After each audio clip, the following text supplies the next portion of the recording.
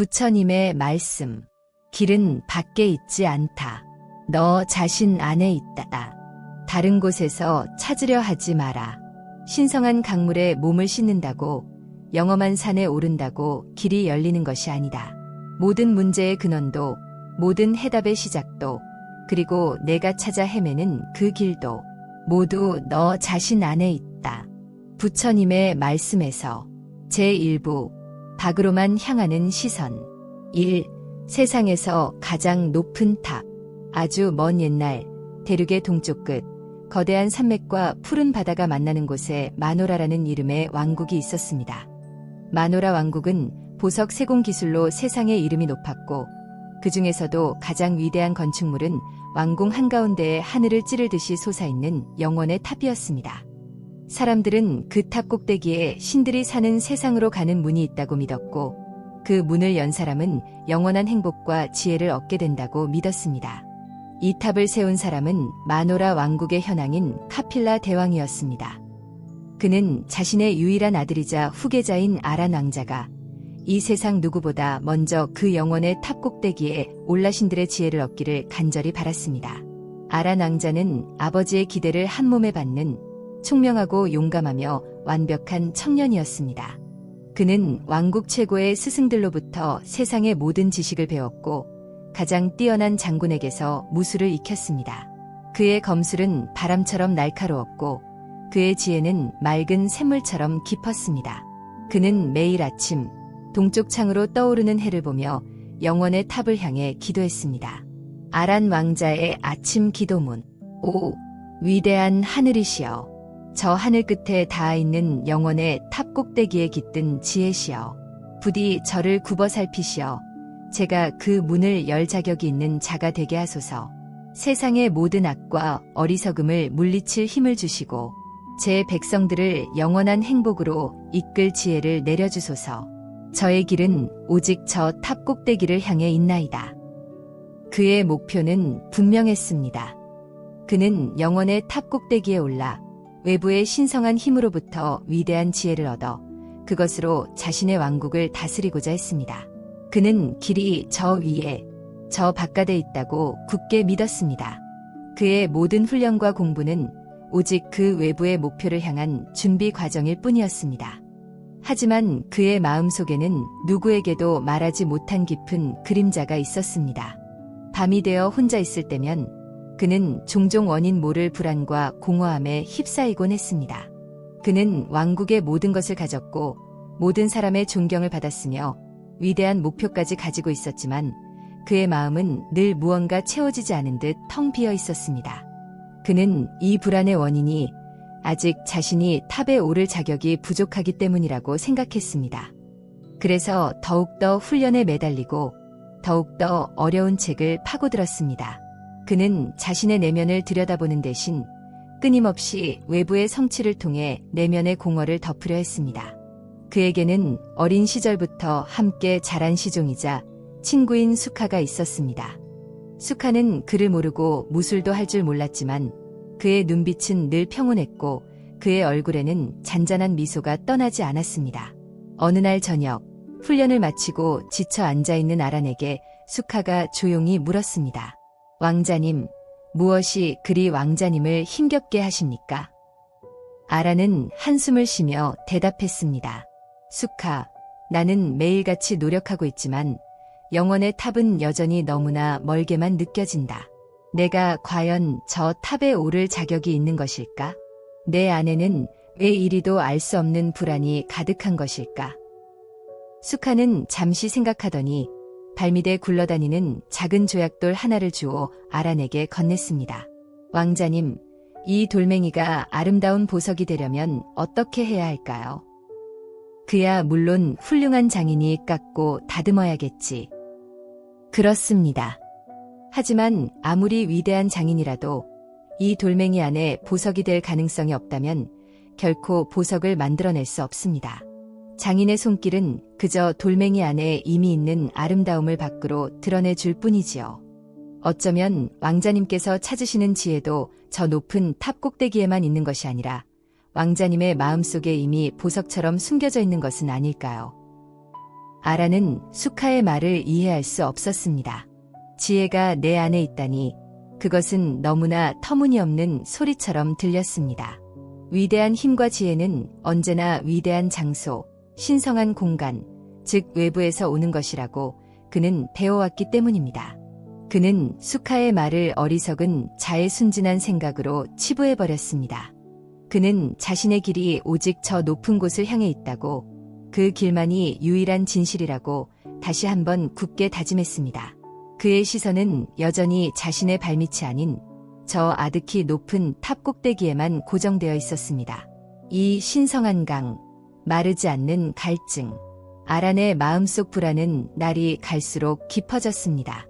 그는 자신의 불안이 부정함 때문이라고 생각하기 시작했습니다. 자신도 모르는 사이에 몸과 마음에 쌓인 더러운 것들이 신성한 탑의 기운을 막고 있다고 믿게 된 것입니다. 그는 왕국의 가장 지혜로운 제사장에게 찾아가 조언을 구했습니다. 제사장은 아란의 고뇌를 듣고는 엄숙하게 말했습니다.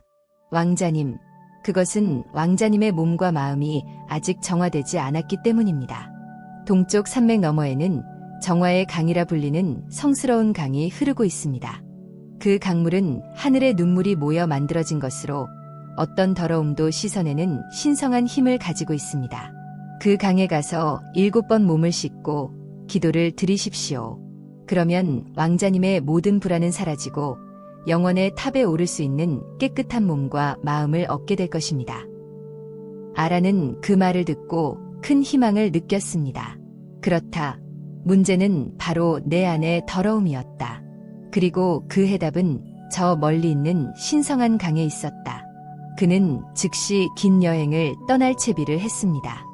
수많은 시종과 호위병들이 그를 따르려 했지만 그는 오직 수카 한 사람만을 데리고 길을 나섰습니다. 이것은 자기 자신만의 고독한 정화 의식이어야만 했습니다. 정화의 강을 향한 아란의 기도문. 오, 저 멀리 동쪽에 있다는 신성한 강이시여. 제 안에 쌓인 모든 어둠과 불안, 이 모든 더러움을 씻어낼 힘을 가진 존재시여. 제가 지금 당신을 향해 갑니다. 부디 저의 발걸음을 이끌어 주시고 당신의 신성한 물로 저를 깨끗하게 만들어 주소서. 그리하여 제가 다시 태어난 듯 맑은 영혼으로 저 위대한 영혼의 탑 앞에 당당히 설 수 있도록 도와주소서. 아란과 수카는 며칠 밤낮을 걸어 마침내 정화의 강에 도착했습니다. 강물은 눈이 시리도록 푸르고 맑았으며 주변의 공기는 상쾌하고 신성한 기운으로 가득 차 있는 듯했습니다. 아란은 옷을 벗고 경건한 마음으로 강물에 몸을 담갔습니다. 차가운 물이 온몸을 감싸자 그는 정말로 자신의 모든 불안과 걱정이 씻겨나가는 듯한 상쾌함을 느꼈습니다. 그는 제사장이 시킨 대로 7번 몸을 담그고 나오기를 반복하며 간절히 기도했습니다. 마지막 7번째 몸을 씻고 나왔을 때 그는 온몸에 새로운 힘이 솟는 것 같았습니다. 마음을 짓누르던 무거운 돌덩이가 사라진 기분이었습니다. 수카, 보아라. 제사장의 말이 맞았다. 내 마음이 이렇게 가볍고 평온해진 적이 없었다. 이제 나는 완전히 정화되었다. 이 신성한 강물이 내 모든 불안을 씻어주었어. 아라는 환희에 차서 외쳤습니다. 그는 자신의 문제가 해결되었다고 굳게 믿었습니다. 하지만 수카는 그저 조용히 미소 지으며 아란의 젖은 옷을 챙길 뿐이었습니다. 그들은 다시 왕궁으로 돌아왔습니다. 돌아온 며칠 동안 아란의 마음은 정말로 평온했습니다. 그는 자신감이 넘쳤고 영혼의 탑이 더 이상 두렵게 느껴지지 않았습니다. 하지만 며칠이 지나고 밤이 깊어지자 그 익숙한 불안감이 스멀스멀 다시 피어오르기 시작했습니다. 신성한 강물로 깨끗이 씻어냈다고 생각했던 더러움이 마치 마르지 않는 샘물처럼 그의 마음 깊은 곳에서 다시 솟아나고 있었던 것입니다. 강물에 몸을 씻는 행위는 일시적인 위안을 주었을 뿐 문제의 근원을 해결해주지는 못했습니다.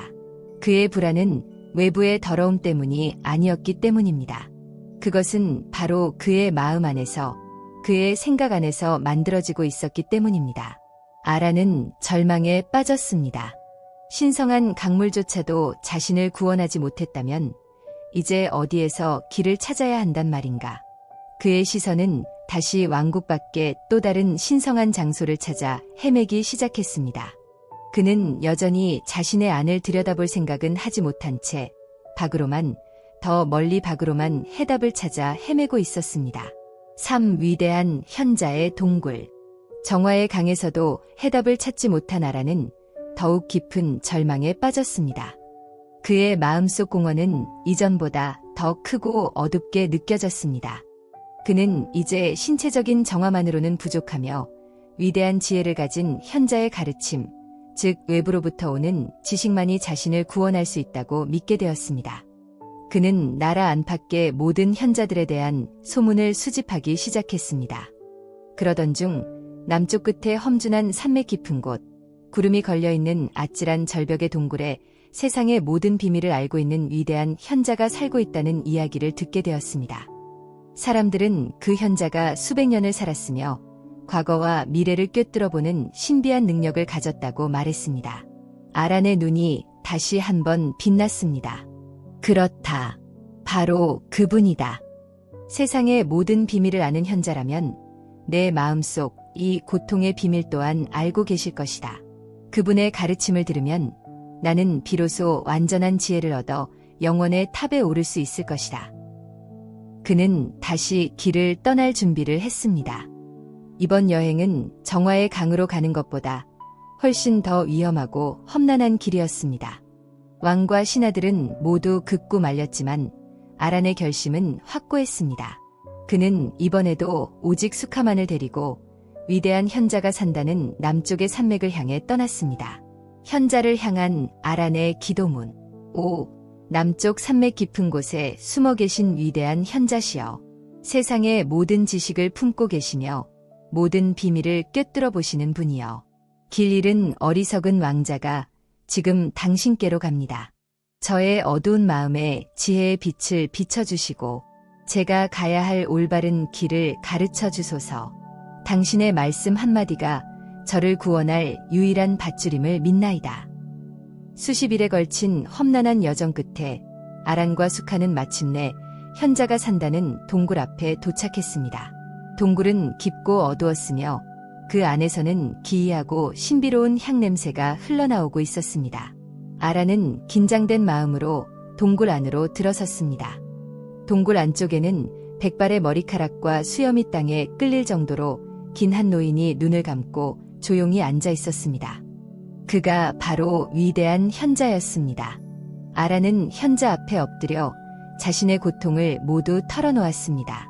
완벽한 삶 속에서도 사라지지 않는 공허함, 영혼의 탑에 대한 열망과 두려움, 정화의 강에서도 씻어내지 못한 불안감에 대해 모두 이야기했습니다. 아란의 이야기를 모두 들은 현자는 수백 년 만에 처음인 듯 천천히 눈을 떴습니다. 그의 눈은 밤하늘처럼 깊고 고요했습니다. 현자는 아란에게 단 한 가지 질문을 던졌습니다. 왕자여, 그대는 그대가 찾는 길이 어디에 있다고 생각하는가? 아란은 망설임 없이 대답했습니다. 그 길은 저 위에 영원의 탑 꼭대기에 있거나 혹은 현자님처럼 위대한 분께서 가지고 계신 지혜 속에 있다고 믿습니다. 현자는 조용히 고개를 저었습니다. 그리고는 동굴벽에 그려진 복잡하고 기이한 문양들을 가리키며 말했습니다. 왕자여, 이 세상에는 우주의 비밀을 담은 위대한 주문이 있다. 이 주문을 외우면 어떤 소원이든 이룰 수 있고 어떤 고통에서도 벗어날 수 있다. 내가 지금부터 그 주문을 너에게 가르쳐 주겠다. 이 주문을 수만 번, 수십만 번 반복해서 외워라. 그러면 너의 마음은 강철처럼 단단해지고 너는 마침내 영원의 탑에 오를 수 있을 것이다. 현자는 아란에게 알아들을 수 없는 기묘한 소리들로 이루어진 긴 주문을 가르쳐 주었습니다. 아란은 마침내 해답을 찾았다는 생각에 기쁨으로 가슴이 벅차올랐습니다. 그는 현자에게 수없이 감사를 표하고 동굴을 나왔습니다. 그날부터 아란의 새로운 수행이 시작되었습니다. 그는 먹는 것도 자는 것도 잊은 채 오직 현자가 가르쳐준 주문을 외우는 데만 몰두했습니다. 처음에는 혀가 꼬이고 의미도 알 수 없어 힘들었지만 그는 포기하지 않았습니다. 이것이 자신을 구원할 유일한 길이라고 믿었기 때문입니다. 그는 걸을 때도 밥을 먹을 때도 잠자리에 들기 전에도 끊임없이 주문을 외웠습니다. 몇 달이 지나자 그의 마음에는 정말로 변화가 생기는 듯했습니다. 복잡한 생각이나 불안감이 피어오르려 할 때마다 주문을 외우면 그 생각들이 힘을 잃고 흩어지는 것 같았습니다. 그의 마음은 이전보다 훨씬 고요하고 집중된 것처럼 느껴졌습니다. 수카, 나는 마침내 길을 찾았다. 현자님의 주문은 정말로 위대하다. 이 주문이 내 모든 번뇌를 잠재워주고 있다. 아라는 수카에게 자랑스럽게 말했습니다. 하지만 수카의 얼굴에는 기쁨 대신 깊은 슬픔과 연민의 빛이 감돌고 있었습니다. 왕자님, 혹시 저기 흐르는 강물이 보이십니까? 저 강물 위에 떠있는 저 나뭇잎은 어떻습니까? 수카가 강물을 가리키며 물었습니다. 강물 위에는 나뭇잎 하나가 소용돌이를 따라 빙글빙글 맴돌고 있었습니다. 왕자님께서 주문을 외우실 때의 마음이 마치 저 나뭇잎과 같습니다. 강물 아래의 깊은 흐름이나 강의 진짜 모습은 보지 못한 채 그저 표면의 소용돌이 위에서 맴돌고만 있는 것입니다. 주문은 왕자님의 불안을 잠시 눌러두는 덮개와 같을 뿐 그 불안이 어디서 오는지 그 뿌리를 들여다보게 하지는 못합니다. 수카의 말은 아란의 마음에 차가운 비수가 되어 박혔습니다. 그는 애써 그 말을 부정하려 했습니다. 하지만 그날 밤 주문을 외우다 잠시 멈춘 그 찰나의 순간 그는 깨달았습니다. 주문이 멈추자 억눌려 있던 불안과 공허함이 이전보다 더욱 거대한 힘으로 자신을 덮쳐오는 것을. 주문은 문제를 해결한 것이 아니라 단지 시끄러운 소리로 다른 소리를 덮어버리고 있었을 뿐이었습니다. 밖에는 아무것도 없었다. 아라는 세 번째 절망에 빠졌습니다. 세상에서 가장 신성한 강도, 세상에서 가장 위대한 현자도 자신을 구원하지 못했습니다. 그가 찾아 헤맸던 외부의 길들은 모두 신기루에 불과했습니다. 그는 완전히 길을 잃었습니다. 그는 며칠 동안 식음을 전폐하고 자신의 방에 틀어박혔습니다. 그는 자신이 그동안 얼마나 어리석었는지를 되돌아보았습니다. 그는 늘 길을 밖에서만 찾으려 했습니다. 하늘 높은 탑 꼭대기에서, 저 멀리 있는 신성한 강에서, 깊은 산속 현자의 입에서. 그는 단 한 번도 자기 자신의 마음 안을 진지하게 들여다본 적이 없었습니다. 그의 불안은 어디서 오는가? 그의 공허는 왜 생겨나는가? 그 질문의 답은 탑에도, 강에도, 현자의 주문에도 없었습니다. 그 질문 자체가 바로 자신의 마음속에서 생겨난 것이었기 때문입니다. 그는 마치 자신의 집 열쇠를 잃어버리고는 온 동네를 헤매며 남의 집 문만 두드리고 다닌 어리석은 사람과 같았습니다. 그는 처음으로 자신의 기도가 얼마나 어리석었는지를 깨달았습니다. 그는 늘 외부의 대상을 향해 구원을 요청했습니다. 하지만 정작 구원해야 할 대상도, 구원할 힘을 가진 존재도 바로 자기 자신 안에 있었던 것입니다. 깊은 절망의 밤, 그는 모든 것을 포기한 채 조용히 눈을 감았습니다. 그런데 바로 그 모든 것을 포기한 순간 이상한 평온이 찾아왔습니다. 더 이상 밖에서 찾을 것이 아무것도 없다는 것을 인정하자 그의 시선은 마침내 자연스럽게 자신의 안으로, 자신의 마음으로 향하기 시작했습니다. 그는 처음으로 자신의 마음을 가만히 들여다보았습니다. 그 안에는 영원의 탑에 대한 욕망, 사람들의 인정에 대한 갈망, 실패에 대한 두려움, 그리고 알 수 없는 미래에 대한 불안이 뒤엉켜 소용돌이치고 있었습니다. 그는 이 모든 것이 바로 자신의 고통의 원인이었음을 어렴풋이 느끼기 시작했습니다. 그는 자리에서 일어나 그동안 매일 아침 드렸던 기도문을 조용히 찢어버렸습니다. 그리고 그는 새로운 기도문을 읊조리기 시작했습니다. 그것은 더 이상 외부의 신이나 성스러운 장소를 향한 기도가 아니었습니다. 그것은 바로 자기 자신을 향한, 자신의 내면을 향한 최초의 대화였습니다. 아란 왕자의 새로운 기도문.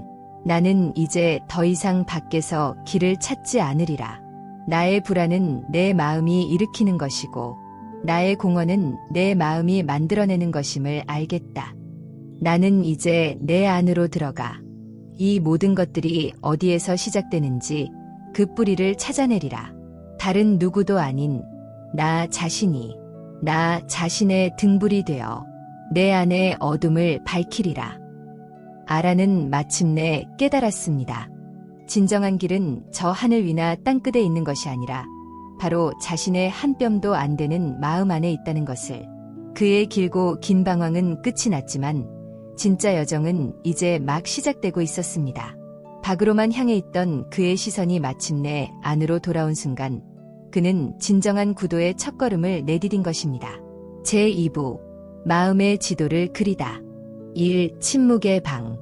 밖에서 길을 찾는 것이 얼마나 어리석은 일이었는지를 뼈저리게 깨달은 아란은 이제 완전히 다른 길을 걷기 시작했습니다. 그는 더 이상 새로운 성지를 찾아 떠나거나 위대한 현자를 찾아 헤매지 않았습니다. 대신 그는 왕궁에서 가장 조용하고 외진 곳에 있는 작은 방을 하나 택했습니다. 그 방에는 화려한 장식도 푹신한 양탄자도 없었습니다. 오직 딱딱한 나무 바닥과 아침 햇살이 들어오는 작은 창문 하나뿐이었습니다. 그는 그 방을 침묵의 방이라 이름 붙이고 그곳에서 자신의 마음속을 탐험하는 새로운 여정을 시작했습니다. 그가 처음으로 한 일은 그저 가만히 앉아 있는 것이었습니다. 이전에는 단 한순간도 가만히 있지 못했던 그였습니다. 늘 무언가를 배우거나 훈련하거나 혹은 주문을 외우며 마음을 외부의 무언가로 채우려 애썼습니다. 하지만 이제 그는 그 모든 것을 멈추었습니다. 그는 아무것도 하지 않고 그저 자신의 마음에서 어떤 일들이 일어나는지를 조용히 지켜보기로 했습니다. 그것은 생각보다 훨씬 더 고통스러운 일이었습니다. 그가 가만히 앉아있자 억눌려 있던 온갖 생각과 감정들이 마치 감옥에서 풀려난 죄수들처럼 한꺼번에 쏟아져 나오기 시작했습니다. 나는 정말 어리석었어. 그동안 헛된 시간만 보냈구나 하는 후회의 목소리가 들려왔습니다. 사람들이 내가 변한 것을 알면 비웃을 거야. 아버지는 얼마나 실망하실까 하는 두려움의 목소리가 속삭였습니다. 영원의 탑에 오르는 것은 이제 완전히 틀렸어. 나는 실패자야 하는 절망의 목소리가 그를 짓눌렀습니다. 배가 고프다. 등이 아프다. 지루하다. 차라리 밖에 나가서 활쏘기라도 하고 싶다. 는 육체의 불평과 욕망들이 끊임없이 그를 유혹했습니다. 그의 마음속은 마치 거대한 폭풍우가 몰아치는 바다와 같았습니다. 수많은 생각의 파도가 서로 부딪히며 거대한 소용돌이를 만들었고 그는 그 안에서 작은 조각배처럼 위태롭게 흔들렸습니다. 그는 몇 번이나 자리에서 일어나 뛰쳐나가고 싶었습니다. 예전처럼 무언가 다른 일에 몰두해서 이 시끄러운 마음의 소리를 덮어버리고 싶었습니다. 하지만 그는 포기하지 않았습니다. 그는 친구 수카의 말을 떠올렸습니다. 강물 아래의 깊은 흐름이나 강바닥의 진짜 모습을 보려면 표면의 소용돌이 위에서 맴돌아서는 안 된다. 그는 이 폭풍우가 바로 자신의 마음의 진짜 모습임을 인정하기로 했습니다. 그는 이 소용돌이와 싸우거나 그것으로부터 도망치려 하지 않았습니다. 대신 그는 그 폭풍의 한가운데에 고요히 서서 어떤 파도가 밀려오고 또 어떻게 사라져가는지를 그저 지켜보기 시작했습니다. 그는 자신의 마음속에 떠오르는 생각 하나하나에 이름을 붙여주었습니다. 아, 지금 후회라는 생각이 떠올랐구나. 이번에는 두려움이라는 감정이 밀려오는구나. 이것은 지루함이라는 느낌이구나. 그는 그 생각과 감정들을 판단하거나 억지로 없애려 하지 않았습니다. 마치 하늘에 떠가는 구름을 바라보듯 그저 나타났다가 머물다가 이내 사라져가는 것을 담담하게 지켜볼 뿐이었습니다. 아란 왕자의 침묵 기도문. 내 마음속에 떠오르는 모든 것들에게 후회여, 두려움이여, 절망이여, 나는 너희를 미워하지 않으리라. 나는 너희와 싸우지 않으리라. 너희는 나의 일부이며 나의 마음이 만들어낸 손님들이니 그저 왔다 머물다 가게 두리라. 나는 이 폭풍의 한가운데서 고요한 눈으로 너희를 바라볼 뿐이다. 이 침묵 속에서 나는 나의 진짜 모습을 찾으리라. 며칠, 몇 주가 지나면서 놀라운 변화가 생기기 시작했습니다. 그렇게 거세게 몰아치던 마음의 폭풍우가 조금씩 잦아들기 시작한 것입니다. 생각들은 여전히 떠올랐지만 이전처럼 그를 완전히 집어삼키지는 못했습니다. 그가 생각에 이름을 붙이고 가만히 지켜보자 생각들은 마치 주인의 인정을 받은 강아지처럼 얌전해졌고 제풀의 힘을 잃고 사라져갔습니다. 그는 깨달았습니다. 생각과 감정 그 자체가 고통이 아니라는 것을. 고통은 바로 그 생각과 감정에 내가 달라붙어 그것을 붙잡으려 하거나 밀어내려 할 때 발생한다는 것을. 그는 마음의 주인이 되는 법을 조금씩 배워가고 있었습니다. 그는 더 이상 마음이라는 성난 파도에 휩쓸려 다니는 조각배가 아니었습니다. 그는 이제 그 모든 파도를 잠잠히 내려다보는 고요한 등대지기가 되어가고 있었습니다. 침묵의 방 안에서 그는 밖에서는 결코 찾을 수 없었던 마음의 지도를 조금씩 그려나가기 시작했습니다. 이 수카의 정원. 아란이 침묵의 방에서 자신의 내면과 씨름하고 있는 동안 그의 유일한 친구인 수카는 왕궁에 버려진 구석에 작은 정원을 가꾸기 시작했습니다. 그곳은 원래 잡초만 무성하고 아무도 돌보지 않는 땅이었습니다. 수카는 매일 그곳에 돌을 골라내고 흙을 부드럽게 갈고 작은 씨앗들을 심었습니다. 아라는 가끔 머리가 복잡해지면 침묵의 방에서 나와 수카의 정원을 찾곤 했습니다. 어느 날 아라는 수카가 잡초를 뽑고 있는 것을 보고 물었습니다. 수카, 그 잡초들은 왜 뽑는 것이냐? 그것들도 똑같은 생명이 아니더냐? 수카는 땀을 닦으며 대답했습니다.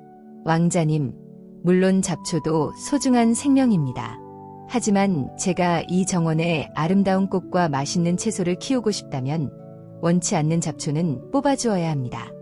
그렇지 않으면 잡초들이 모든 양분을 빼앗아가서 정작 제가 키우고 싶은 꽃들은 제대로 자라지 못하게 되니까요. 아라는 그 말을 듣고 큰 깨달음을 얻었습니다. 그렇구나. 나의 마음도 바로 이 정원과 같구나.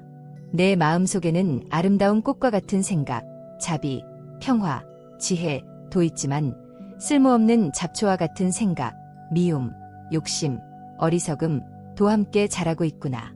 내가 진정한 마음의 평화를 원한다면 그저 모든 생각을 방치해 두어서는 안 된다.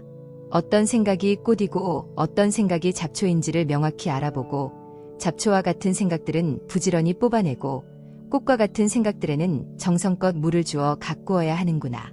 그날 이후 아란의 수행은 한 단계 더 깊어졌습니다. 그는 단순히 생각을 지켜보는 것에서 나아가 자신의 마음속에서 어떤 생각이 떠오를 때 그것이 꽃인지 잡초인지를 구분하는 연습을 시작했습니다.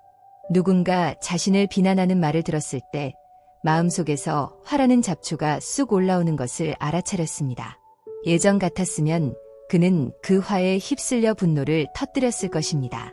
하지만 이제 그는 그 화를 가만히 들여다보며 스스로에게 물었습니다. 이 화는 나에게 어떤 도움을 주는가?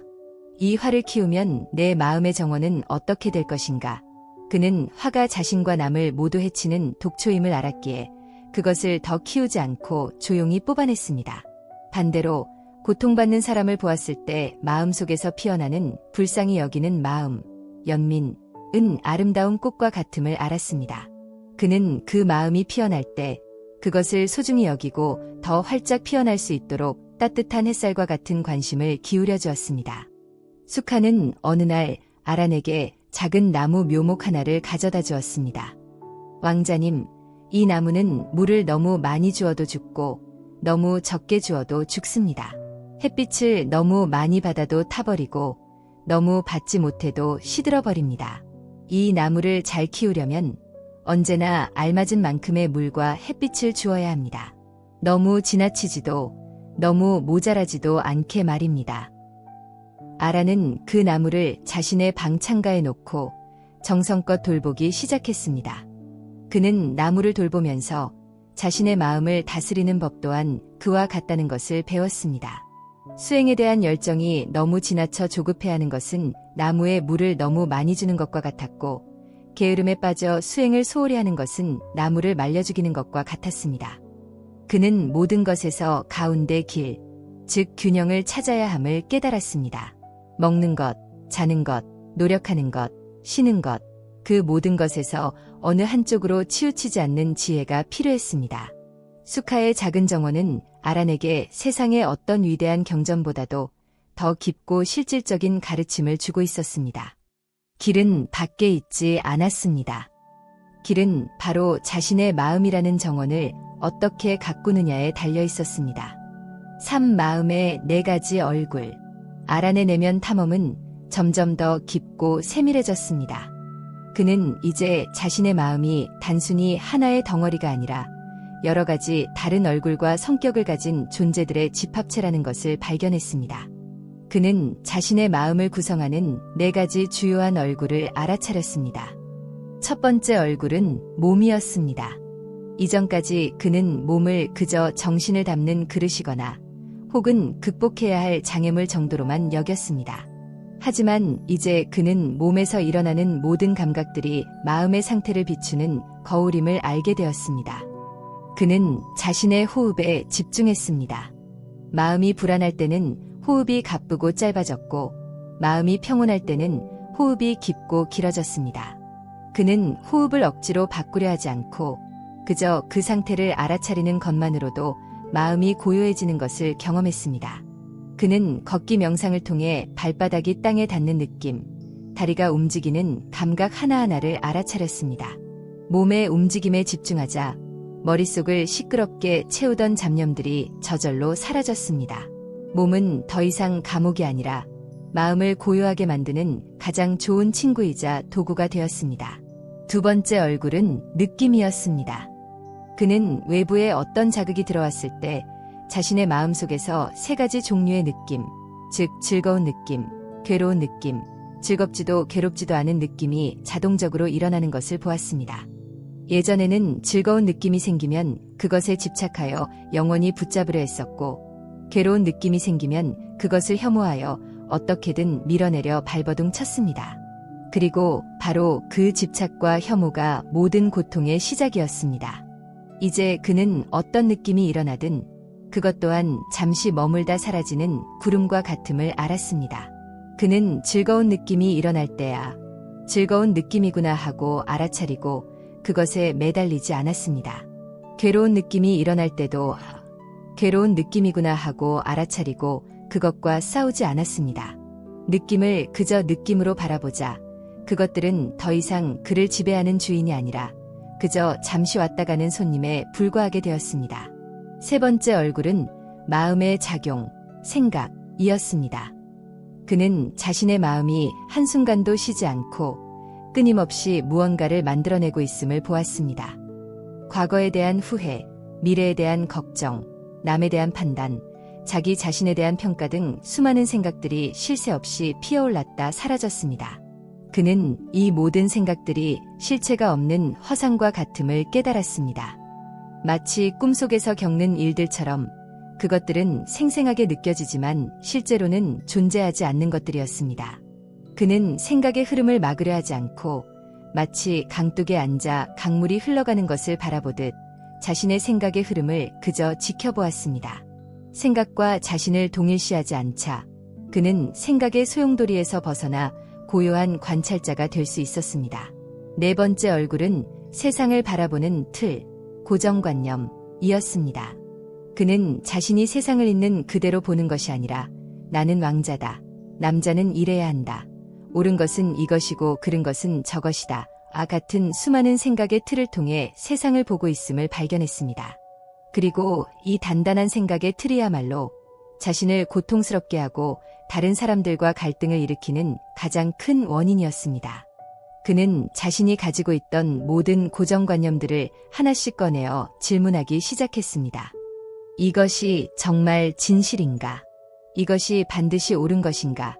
그는 이 모든 것이 고정불변의 진리가 아니라 단지 자신이 오랫동안 배워오고 믿어온 하나의 습관에 불과함을 깨달았습니다. 그는 이 넓고 좁은 생각의 틀을 하나씩 깨뜨려 나갔습니다. 그러자 그의 마음은 점점 더 자유로워졌고 세상을 훨씬 더 넓고 유연하게 바라볼 수 있게 되었습니다. 아라는 이 네 가지 마음의 얼굴, 몸, 느낌, 생각, 고정관념을 꾸준히 관찰하고 탐구했습니다. 이 과정은 마치 어두운 동굴 속을 햇불 하나의 의지에 탐험하는 것과 같았습니다. 하지만 그는 포기하지 않았습니다. 그는 길은 밖에 있지 않고 바로 이 마음의 동굴 가장 깊은 곳에 숨겨져 있음을 확신했기 때문입니다. 아버지의 눈물. 아란이 침묵의 방에 들어간 지 몇 년의 세월이 흘렀습니다.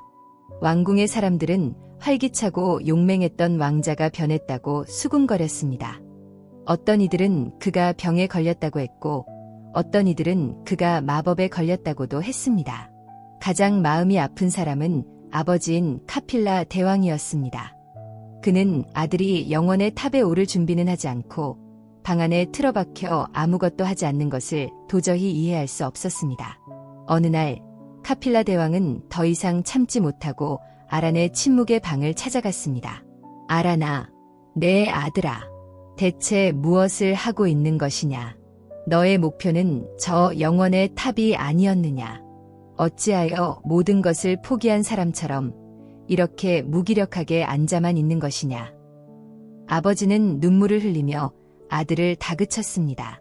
아란은 조용히 자리에서 일어나 아버지를 바라보았습니다. 그의 눈빛은 너무나 깊고 평온해서 카필라 대왕은 순간 할 말을 잃었습니다. 아란은 부드러운 목소리로 말했습니다. 아바마마, 저는 아무것도 포기하지 않았습니다. 오히려 저는 이제야 진짜 길 위에 서 있습니다. 아바마마, 제가 찾던 영원의 탑은 저 밖에 있는 돌로 만든 탑이 아니었습니다. 진짜 영원의 탑은 바로 제 마음 속에 있었습니다. 저는 그동안 그 탑의 문을 여는 열쇠를 박에서만 찾아 헤맸지만 그 열쇠 또한 제 안에 있었음을 이제야 알게 되었습니다. 아라는 지난 몇 년간 자신이 마음속에서 발견한 것들에 대해 아버지에게 차근차근 설명했습니다. 마음속의 폭풍우와 그것을 지켜보는 법, 마음의 정원을 가꾸는 법, 그리고 마음의 네 가지 얼굴에 대해서 카필라 대왕은 아들의 말을 완전히 이해하지는 못했지만 한 가지는 분명히 알 수 있었습니다. 아들의 눈빛에서 더 이상 예전과 같은 불안과 공허를 찾아볼 수 없다는 것이었습니다. 그 자리에는 그가 그토록 아들에게서 보고 싶어 했던 흔들리지 않는 깊은 평화와 지혜가 자리 잡고 있었습니다. 아라는 아버지의 손을 잡으며 말했습니다. 아바마마, 저를 걱정하지 마십시오. 저는 곧 저 자신의 힘으로 제 마음의 탑 꼭대기에 오를 것입니다. 그리고 그곳에서 얻은 지혜는 외부의 신이 내려주는 일시적인 지혜가 아니라 제 안에서 피어난 영원한 지혜가 될 것입니다. 그 지혜야말로 우리 왕국을 진정으로 평화롭게 만들 수 있을 것입니다. 그날 이후 카필라 대왕은 더 이상 아들을 다그치지 않았습니다.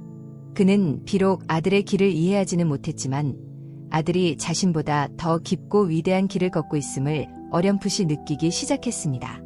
아란의 내면 탐험은 이제 마지막 단계를 향해 가고 있었습니다.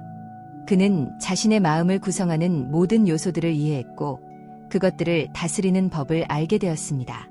그는 이제 마음이라는 거대한 강의 가장 깊은 바닥, 모든 것이 시작되는 그 근원을 향해 마지막으로 잠수할 준비를 하고 있었습니다.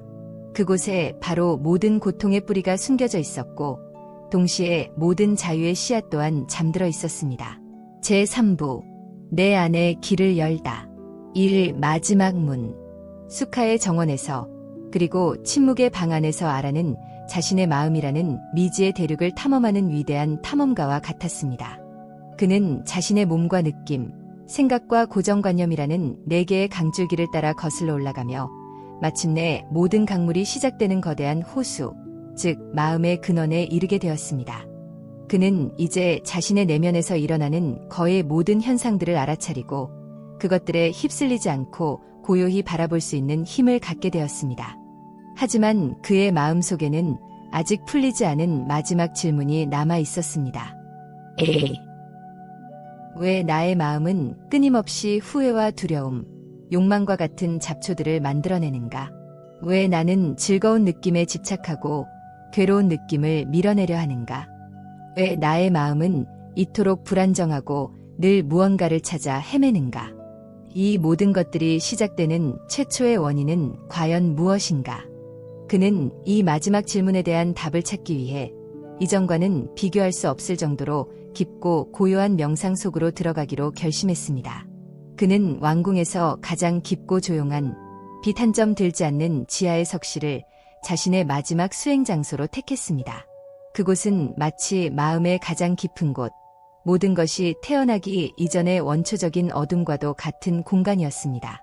그는 석실에 들어가기 전 친구 수카를 불렀습니다. 수카, 나는 이제 마지막 문을 열러 간다.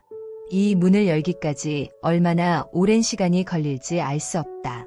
내가 이 문을 열고 나오기 전까지 누구도 나를 방해하지 못하도록 이 문을 지켜주게. 수카는 말없이 고개를 끄덕였습니다. 그의 눈에는 깊은 믿음과 격려가 담겨 있었습니다. 아라는 석실 안으로 들어가 가부좌를 틀고 앉았습니다. 무거운 돌문이 닫히자 완전한 어둠과 침묵이 그를 감쌌습니다. 외부로부터 오는 어떤 자극도 없었습니다. 이제 그에게 남은 것은 오직 자기 자신, 그리고 자신의 마음뿐이었습니다. 그는 자신의 내면을 향해 마지막 기도문을 읊조렸습니다. 아란 왕자의 마지막 기도문. 내 마음 가장 깊은 곳에 있는 근원이여. 모든 생각과 감정이 태어나는 신비로운 샘물이여. 나는 이제 당신의 얼굴을 마주하려 합니다. 더 이상 도망치거나 외면하지 않고 당신이 누구인지, 왜 끊임없이 파도를 일으키는지를 똑똑히 지켜보려 합니다. 부디 저에게 마지막 용기를 주시어 제 안에 가장 깊은 어둠을 통과하여 제 안에 가장 밝은 빛을 발견하게 하소서. 그는 눈을 감고 자신의 호흡에 의식을 집중했습니다. 그의 마음은 지난 몇 년간의 훈련 덕분에 이전보다 훨씬 빠르게 고요해졌습니다. 그의 의식은 점점 더 깊은 곳으로 가라앉았습니다. 마치 깊은 바다의 표면에서부터 시작해 빛이 닿지 않는 심해로 천천히 내려가는 잠수부처럼 말입니다. 이 12개의 톱니바퀴. 아란의 의식이 마음의 가장 깊은 곳에 이르렀을 때 그의 눈앞에, 그러나 역시 마음의 눈으로 보는 거대하고 정교하게 맞물려 돌아가는 12개의 톱니바퀴로 이루어진 기계 장치가 나타났습니다. 그는 직감적으로 알았습니다. 이것이 바로 자신의, 그리고 모든 살아있는 존재들의 삶과 죽음, 고통과 혼란을 끝없이 만들어내는 거대한 마음의 공장이라는 것을. 그는 숨을 죽이고 그 톱니바퀴들이 어떻게 서로 맞물려 돌아가는지를 하나하나 관찰하기 시작했습니다. 첫 번째 톱니바퀴는 진실을 보지 못하는 어둠이었습니다. 이것이 모든 것의 시작이었습니다. 세상 모든 것이 끊임없이 변하고 고정된 나라는 실체가 없으며 모든 것이 서로 연결되어 있다는 진실을 보지 못하는 근본적인 어리석음. 이 어둠 때문에 마음은 헛된 것들을 진짜라고 착각하고 그것에 매달리기 시작했습니다. 이 어둠은 두 번째 톱니바퀴, 의도적인 행위들을 돌렸습니다. 진실을 보지 못하기에 마음은 좋은 것을 얻으려 하고 싫은 것을 피하려는 온갖 종류의 생각과 말과 행동들을 만들어냈습니다. 마치 땅에 온갖 종류의 씨앗을 심는 것과 같았습니다. 이 행위들은 세 번째 톱니바퀴, 분별하는 마음을 움직였습니다. 이 마음은 새로운 삶 속에서 이것은 나, 저것은 남이라고 구분짓기 시작하는 최초의 의식이었습니다. 이 분별하는 마음은 네 번째 톱니바퀴, 정신과 육체를 만들어냈습니다. 마음과 몸이 결합하여 하나의 개체로서의 나라는 틀이 형성되었습니다. 이 정신과 육체는 다섯 번째 톱니바퀴, 6가지 감각의 문을 열었습니다. 눈, 귀, 코, 혀, 몸, 그리고 생각하는 마음이라는 6개의 창문이 열려 바깥 세상의 정보를 받아들이기 시작했습니다. 6개의 감각의 문은 6번째 톱니바퀴, 부딪힘을 일으켰습니다. 눈이 색깔과 부딪히고 귀가 소리와 부딪히는 것처럼 우리의 감각이 외부 세계와 끊임없이 접촉했습니다. 이 부딪힘은 7번째 톱니바퀴, 느낌을 낳았습니다. 그 결과 즐거운 느낌, 괴로운 느낌, 그저 그런 느낌이라는 3가지 종류의 느낌이 마음속에 생겨났습니다. 바로 여기서 가장 중요한 8번째 톱니바퀴, 끝없는 목마름, 집착, 이 맹렬하게 돌아가기 시작했습니다. 즐거운 느낌에 대해서는 그것이 영원히 계속되기를 갈망하고, 괴로운 느낌에 대해서는 그것을 어떻게든 피하고 밀어내려 했습니다. 바로 이 목마름이 모든 고통의 직접적인 원인이었습니다. 이 목마름은 9번째 톱니바퀴, 움켜짐을 강화했습니다. 이 즐거움은 내 것, 이 몸은 나라고 여기며 덧없는 것들을 영원한 것처럼 강하게 움켜쥐려 했습니다. 이 움켜짐은 10번째 톱니바퀴, 존재의 형성을 이끌었습니다. 이러한 집착들이 모여 다음 생의 운명을 결정짓는 힘을 만들어냈습니다. 그 힘은 11번째 톱니바퀴, 새로운 태어남을 일으켰습니다. 그리고 일단 태어난 존재는 마지막 12번째 톱니바퀴인 늙고 죽음의 과정을 피할 수 없게 되었습니다. 그리고 그 과정 속에서 온갖 슬픔과 비탄, 고통과 절망을 다시 경험하게 되는 것이었습니다. 아라는 이 12개의 톱니바퀴가 서로가 서로의 원인이 되어 끝없이, 그리고 자동적으로 돌아가면서 고통이라는 제품을 쉴 새 없이 생산해내는 거대한 공장의 모습을 명확하게 보았습니다. 그는 숨을 죽이고 이 거대한 과정을 순서대로, 그리고 다시 거꾸로 거슬러 올라가며 관찰했습니다. 늙고 죽음의 고통은 어디서 오는가? 그것은 태어났기 때문이다. 태어남은 어디서 오는가? 무언가를 강하게 움켜쥐려 하기 때문이다. 움켜쥐려는 마음은 어디서 오는가? 느낌에 대한 끝없는 목마름 때문이다. 그렇게 거슬러 올라가 마침내 그는 모든 문제의 가장 깊은 뿌리, 모든 기계장치의 동력원인 1번째 톱니바퀴, 진실을 보지 못하는 어둠에 도달했습니다. 그 순간 그의 마음속에서 환한 빛이 터져 나왔습니다. 그렇다면 이 끔찍한 공장을 멈출 방법은 명확했습니다. 만약 1번째 톱니바퀴, 즉 진실을 보지 못하는 어둠을 멈출 수만 있다면 그 뒤에 이어지는 모든 톱니바퀴들도 연쇄적으로 멈출 것이다.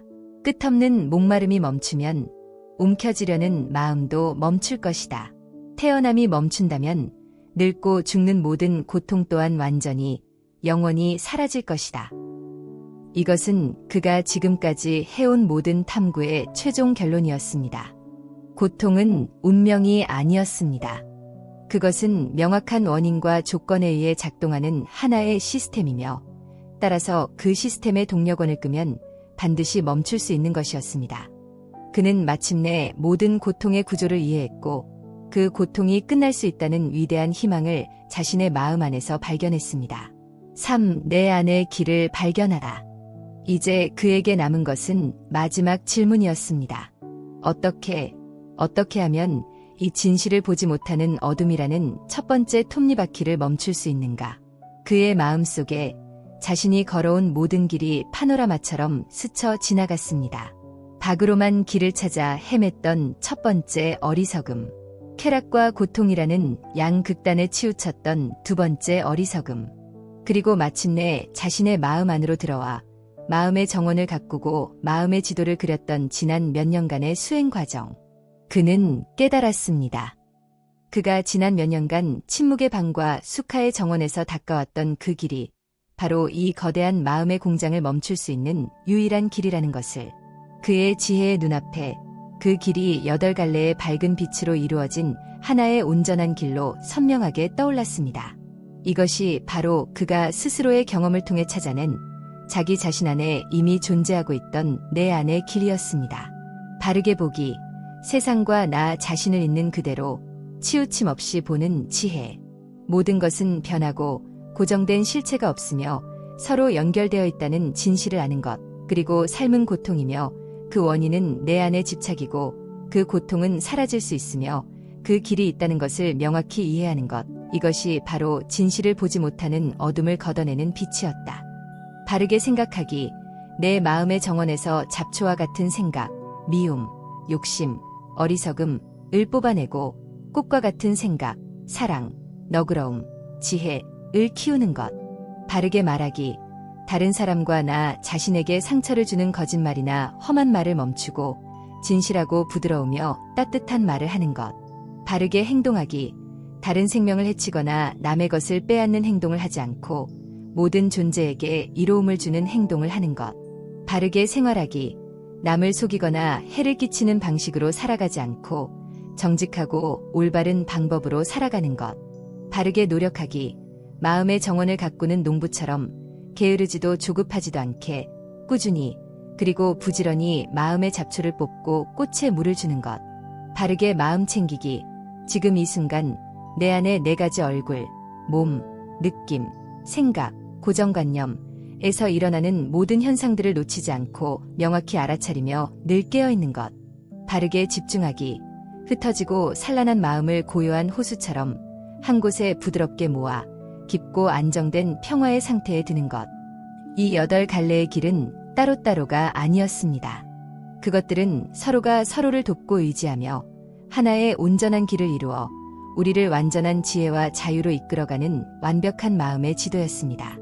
그리고 이 지도는 외부의 어느 곳에서도 구할 수 없는 오직 자기 자신의 마음을 깊이 들여다볼 때만 발견할 수 있는 것이었습니다. 4. 빛이 된 사람. 이 모든 것을 남김없이 꿰뚫어 본 바로 그 순간 아란의 내면에서 마지막 남은 아주 미세한 어둠의 구름마저 완전히 겉었습니다. 마치 거대한 천둥과 번개가 치며 칠흑 같은 어둠이 산산조각으로 갈라지고 그 너머에서 눈부시게 빛나는 새벽의 태양이 장엄하게 솟아오르는 것과 같았습니다. 그는 눈을 떴습니다. 며칠이 지났는지 몇 년이 지났는지 알 수 없었지만 그것은 중요하지 않았습니다.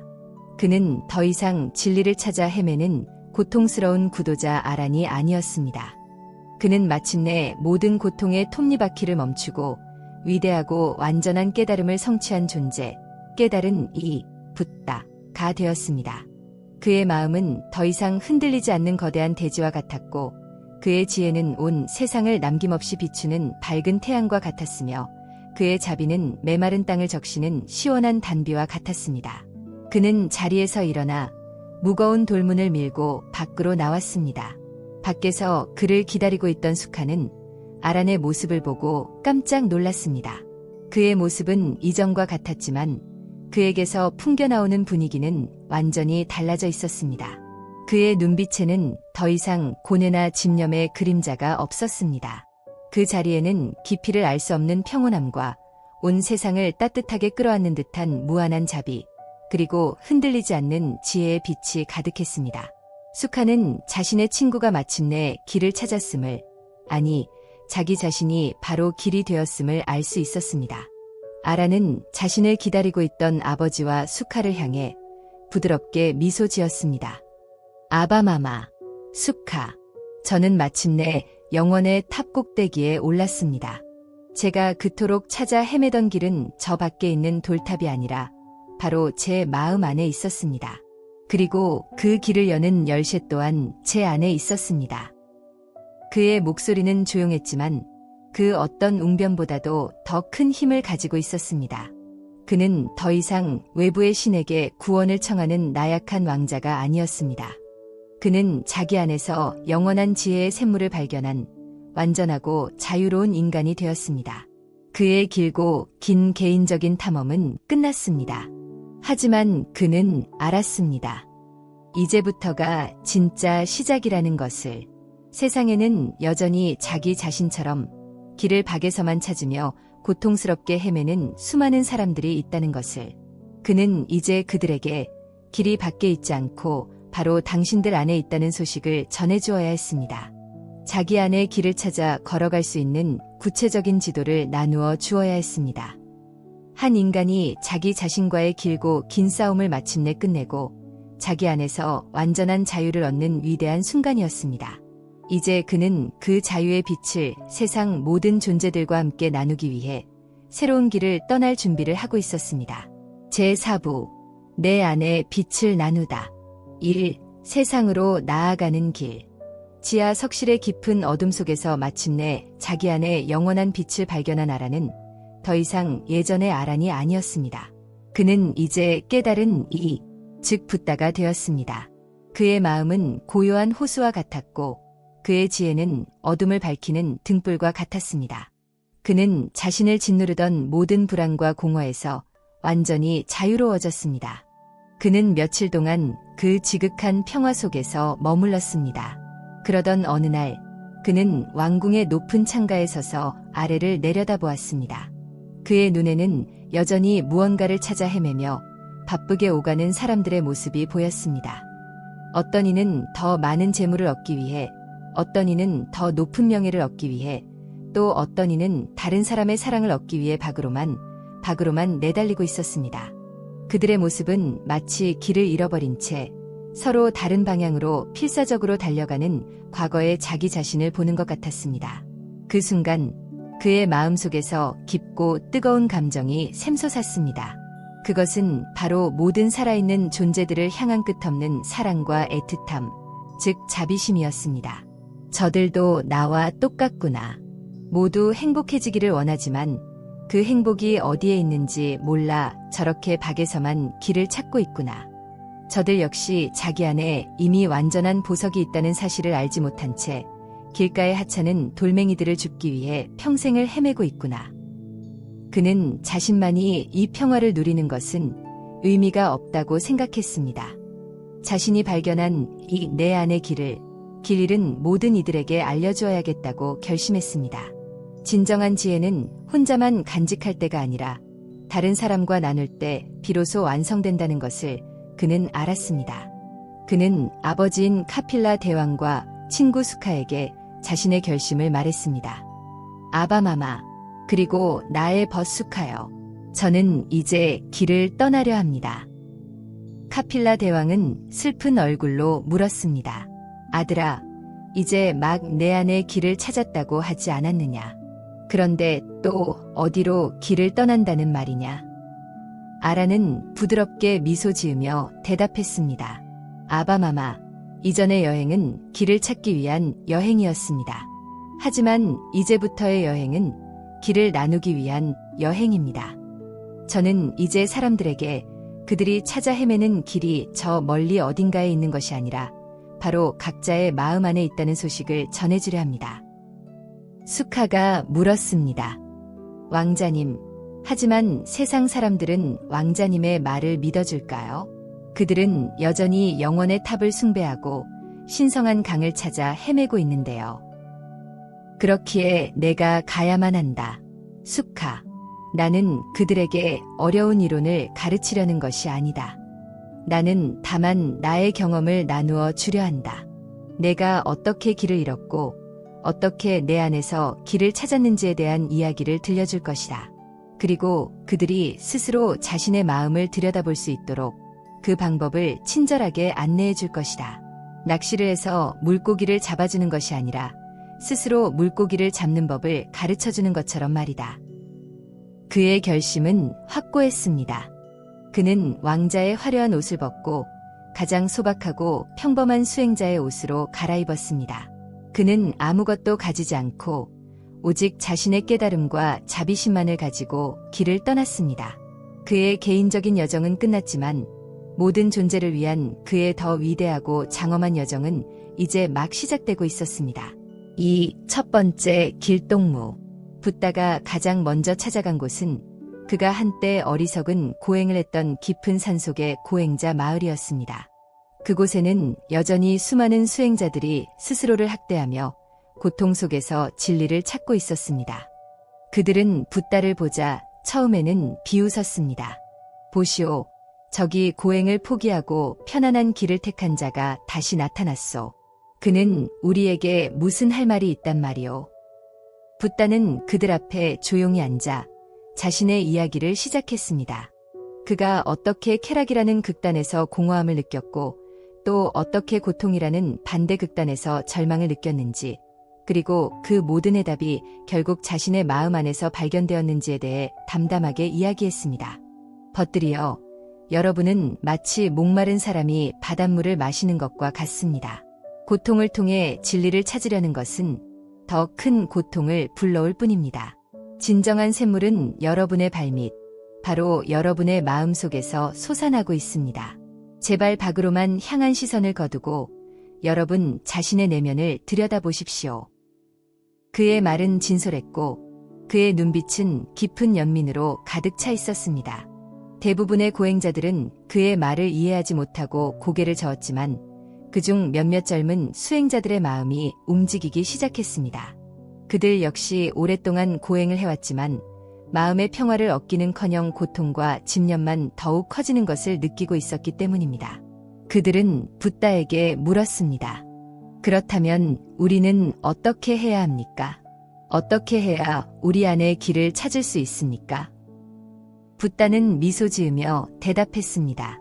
가장 먼저 스스로를 학대하는 것을 멈추십시오.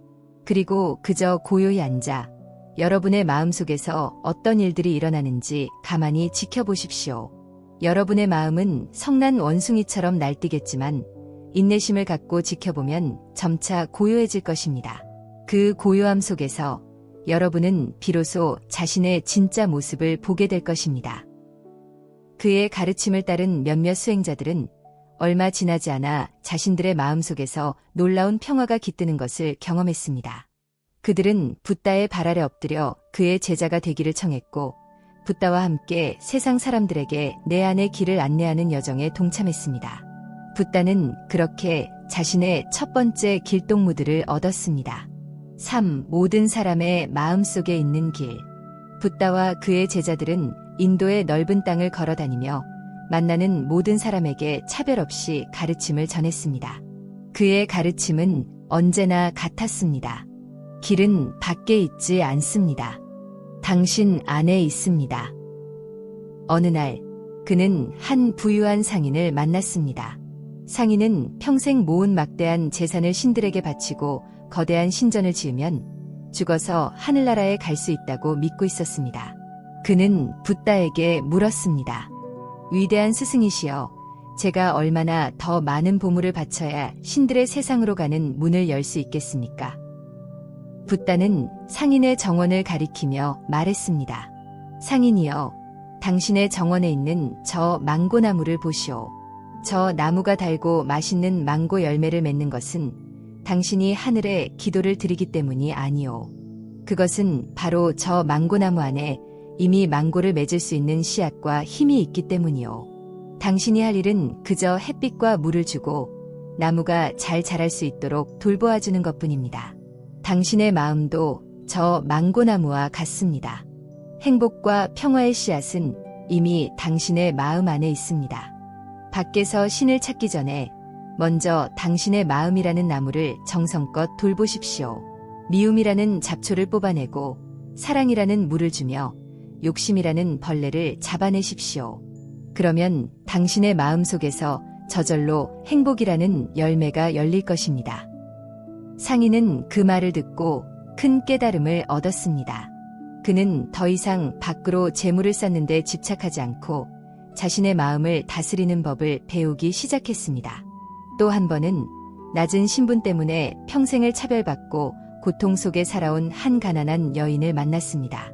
그녀는 자신의 비참한 운명이 전생에 지은 죄 때문이라고 믿으며 매일같이 신에게 용서를 빌고 있었습니다. 그녀는 붓다에게 울면서 물었습니다. 저는 왜 이렇게 태어났을까요?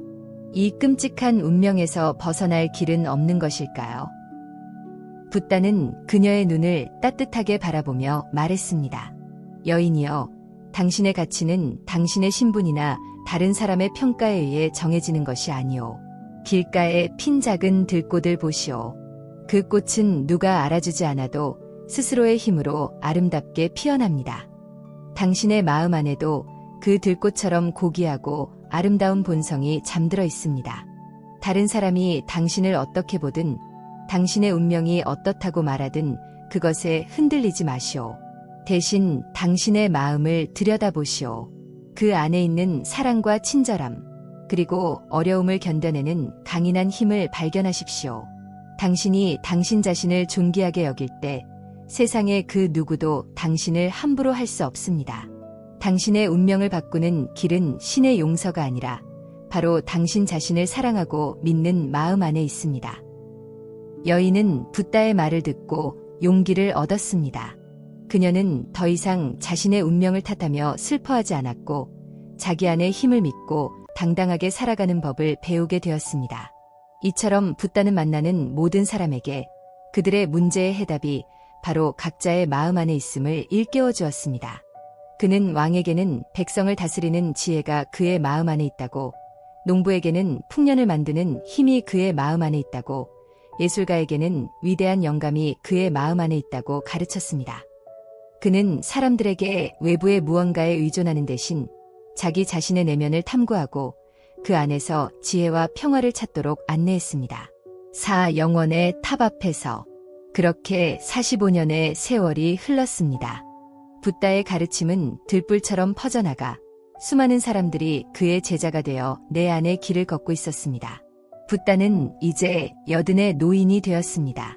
그는 자신의 마지막이 가까웠음을 직감하고 제자들과 함께 자신의 고향인 마노라 왕국으로 마지막 여행을 떠났습니다.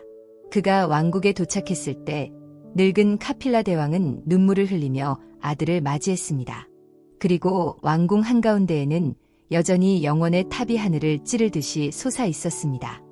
카필라 대왕은 아들의 손을 잡고 물었습니다. 아들아, 너는 마침내 내 안의 길을 찾았다고 했다. 그렇다면 이제 저 영원의 탑은 아무런 의미가 없는 것이냐? 붓다는 미소 지으며 탑을 올려다보았습니다. 아닙니다. 아바마마. 저 탑은 이제 저에게 새로운 의미로 다가옵니다.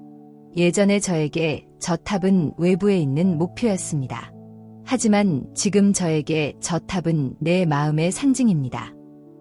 붓다는 자신을 둘러싼 수많은 사람들을 향해 자신의 마지막 가르침을 시작했습니다. 여러분, 저 아름다운 탑을 보십시오. 저 탑이 튼튼하게 서 있을 수 있는 것은 하늘 꼭대기에 장식이 화려하기 때문이 아닙니다. 그것은 바로 보이지 않는 땅속 깊이 단단하고 넓은 기초가 있기 때문입니다. 우리의 마음도 저 탑과 같습니다. 진정한 지혜와 평화는 화려한 지식이나 신비로운 경험 같은 탑의 꼭대기 장식에서 오는 것이 아닙니다. 그것은 바로 우리 마음의 가장 깊은 곳, 흔들리지 않는 고요함과 자기 자신에 대한 깊은 이해라는 단단한 기초 위에서만 세워질 수 있습니다. 여러분은 저 탑에 오르기 위해 밖으로만 길을 찾아 헤맬 필요가 없습니다. 진정한 영혼의 탑은 여러분 각자의 마음속에 이미 세워져 있습니다. 여러분이 할 일은 여러분의 마음 안으로 들어가 그 탑의 기초를 단단히 다지고 한층 한층 정성껏 쌓아 올리는 것입니다. 미움과 욕심의 먼지를 닦아내고 사랑과 자비의 기둥을 세우십시오. 그러면 여러분은 어느 날 여러분 자신의 힘으로 마음의 탑 꼭대기에 올라 영원히 사라지지 않는 평화와 지혜의 하늘을 보게 될 것입니다. 이 말을 마친 붓다는 제자들이 지켜보는 가운데 영원의 탑 아래에서 조용히 눈을 감았습니다. 그의 육신은 사라졌지만 그가 가르쳐준 내 안의 길은 사람들의 마음속에 영원히 꺼지지 않는 등불이 되어 남았습니다. 내 안의 등불을 밝히다. 다른 곳에서 찾으려 하지 마라. 모든 문제의 근원도, 모든 해답의 시작도, 그리고 내가 찾아 헤매는 그 길도 모두 너 자신 안에 있다. 부처님의 말씀에서 사라수 왕국의 왕자 아란의 이야기는 길을 잃어버린 한 인간이 마침내 자기 자신 안에서 길을 찾아가는 위대한 여정을 그리고 있습니다. 이 이야기의 처음부터 끝까지를 관통하는 단 하나의 핵심 메시지는 바로 진정한 길은 밖에 있지 않고 우리 각자의 마음 안에 있다는 것입니다. 제1부에서 아란은 길이 밖에 있다고 믿는 전형적인 우리의 모습을 보여줍니다. 그는 행복과 지혜가 영원의 탑 꼭대기, 신성한 강, 위대한 현자의 가르침과 같은 외부적인 조건에 의해 주어진다고 믿었습니다. 그는 끊임없이 밖으로만 구원을 찾아 헤맸지만 그럴수록 그의 내면은 더욱 공허해지고 고통스러워졌습니다. 이는 외부의 성취나 다른 사람의 인정, 물질적인 풍요가 결코 우리에게 진정한 만족을 줄 수 없다는 사실을 보여줍니다. 제2부는 아란이 마침내 밖으로 향하던 시선을 거두어 자신의 내면을 들여다보기 시작하는 전환점을 그립니다. 그는 침묵의 방과 수카의 정원을 통해 자신의 마음이 어떻게 작동하는지를 배우기 시작합니다. 그는 자신의 마음이 통제 불가능한 괴물이 아니라 정성껏 가꾸면 아름다운 꽃을 피울 수 있는 정원과 같음을 깨닫습니다. 이 과정은 진정한 변화의 시작은 외부 환경을 바꾸는 것이 아니라 자기 자신의 마음을 이해하고 다스리는 것에서부터 비롯된다는 것을 알려줍니다. 제3부는 아란이 자신의 마음 가장 깊은 곳을 탐험하여 모든 고통이 시작되는 근원적인 원인, 12개의 톱니바퀴과 그것을 멈출 수 있는 길, 8가지 바른 길을 스스로 발견하는 과정을 보여줍니다. 이것은 우리 안에 모든 문제를 일으키는 원인이 있는 동시에 그 문제를 해결할 수 있는 완벽한 해답 또한 존재한다는 위대한 희망을 상징합니다. 그는 더 이상 밖에서 지도를 구할 필요가 없었습니다. 그 자신이 바로 마음의 지도가 되었기 때문입니다. 그리고 마지막 제4부에서 깨달은 이가 된 붓다는 자신이 발견한 내 안의 길을 세상 사람들과 나누기 시작합니다. 그는 사람들에게 정답을 알려주는 것이 아니라 각자가 스스로의 마음을 탐구하여 자신만의 답을 찾을 수 있도록 안내하는 길잡이의 역할을 합니다. 이는 진정한 지혜가 다른 사람에게 의존하여 얻어지는 것이 아니라 오직 스스로의 성찰과 노력을 통해서만 얻어질 수 있다는 가르침을 담고 있습니다. 아란의 이야기는 결국 우리 모두의 이야기입니다. 우리 역시 아란처럼 행복과 평화를 찾기 위해 끊임없이 밖을 헤매곤 합니다.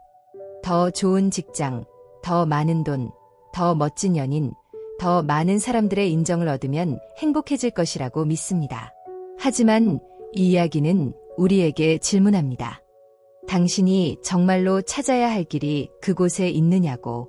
붓다가 마지막에 남긴 스스로를 등불로 삼으라는 말은 결국 우리 각자가 자신의 마음 안에 있는 등불을 밝혀야 한다는 의미일 것입니다. 다른 사람이 밝혀주는 빛은 언젠가 꺼지기 마련이지만 내 안에서 스스로 밝힌 등불은 결코 꺼지지 않고 영원히 나의 길을 비춰줄 것입니다. 진정한 여행은 낯선 풍경을 찾아다니는 것이 아니라 새로운 눈으로 세상을 바라보는 것이라고 합니다. 아란 왕자의 위대한 여정은 우리에게 바로 그 새로운 눈, 즉 밖이 아닌 안을 향하는 눈을 뜨라고 말해주고 있습니다. 그 눈을 떴을 때 우리는 비로소 깨닫게 될 것입니다. 우리가 평생을 찾아 헤매던 그 길이 처음부터 바로 우리 안에 있었음을 말입니다. 모든 살아있는 존재들이 평화롭고 행복하기를 기원합니다. 구독과 좋아요는 자비로운 마음의 실천입니다. 감사합니다.